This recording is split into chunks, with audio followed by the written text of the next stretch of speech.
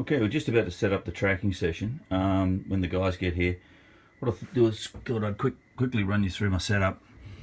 First of all, what we'll do is we'll run capture, and we will take some initial recordings as we test microphone placement, different mics on different parts of the kit and the guitar amps until we can settle into something that we're happy with.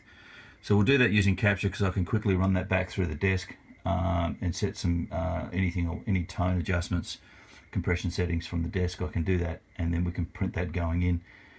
Don't normally print stuff going in, but it does give me a good feel for if I have any problem areas. So we'll do that first off as a sound check. This is called Said the People Sound Check. Sits in the same folder as the main project. Then I have each of the songs set up in Studio One using Studio One 3 Pro. Essentially all my songs are set up the same. What I've got here in this particular song, it's called Vampire. The guys have sent me a scratch track which they recorded themselves, not to a click. I have time corrected that. This particular song has a tempo change here at the front and another one at the end, and the main tempo sits right in the middle here. So I've time corrected the original scratch track, and I can take you through that in a separate video and set up a couple of click options here. And then they are set in a subgroup and a folder called Ref or Reference. I always then have my drums next, which is, and they're always in red, just a habit of mine.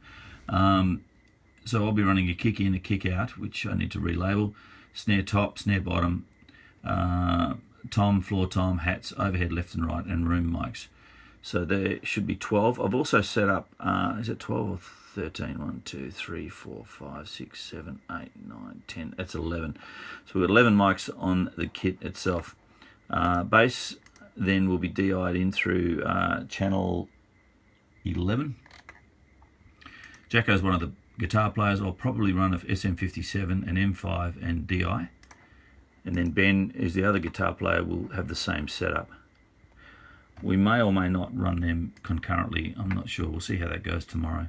Vocals we'll do individually, but we'll do them via the K2, and they come in there. Now all of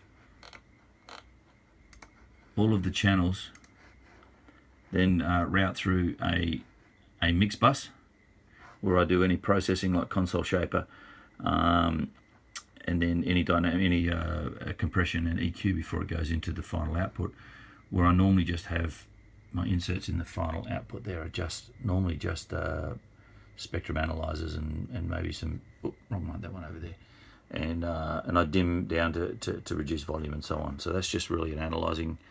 And sometimes I'll put a brick wall limiter there if I know I'm going to be a little bit hot. All effects, and I normally have 4 to start with. It's just a starting point because when I get into mixing this I'll do a lot more. But I normally have a reverb for the drum reverb, vocal reverb, a slapback, echo, and another smaller slapback reverb type setup. They all route through a subgroup called Mix or All Effects, and then that goes into the main. Using folders, I quite like using this. It took a while for me to get used to, but all the subgroups actually appear to the left of the folder. So as I open this up, these are my drums. They all sit here to the right, the subgroup to the left. And the beauty of that is if I collapse them, it also collapses in the, I've got it set up so it collapses in the track window.